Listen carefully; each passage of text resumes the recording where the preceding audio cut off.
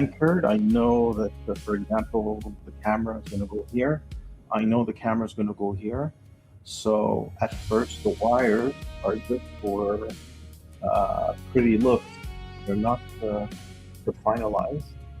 But now that I ran the system a couple of weeks and I kind of figured out the fine tuning, and now I make things permanent and I wrap it up with at least tie wraps. When you finalize like this a station and you want to do it right, I do it. It's not for visual. It's not for looks. It's for practicality.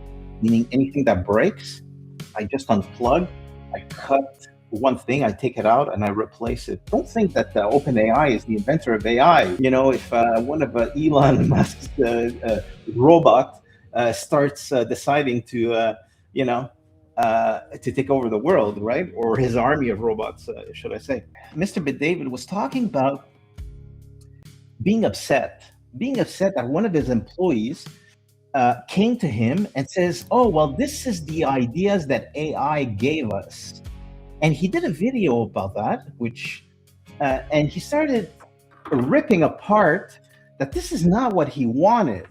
If one of your employees is going to be asking to have ideas, the ideas that are going to come out are going to be equal to the person asking them. So the person asking them is not going to pretend to be Patrick Bet-David because, only Patrick Bet-David has his account.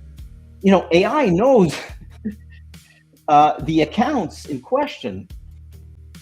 You understand? So, for example, if you're really Patrick Bet-David and he puts in a prompt and he goes, hi, chat, this is me, he doesn't need to say he's Patrick Bet-David. So what I'm saying is Patrick Bet-David is going to get the best return on his prompt by asking them himself. He's not going to get them from his employees, and his employees should absolutely not go for AI to enhance the ideas or things like that. And he was right to get upset.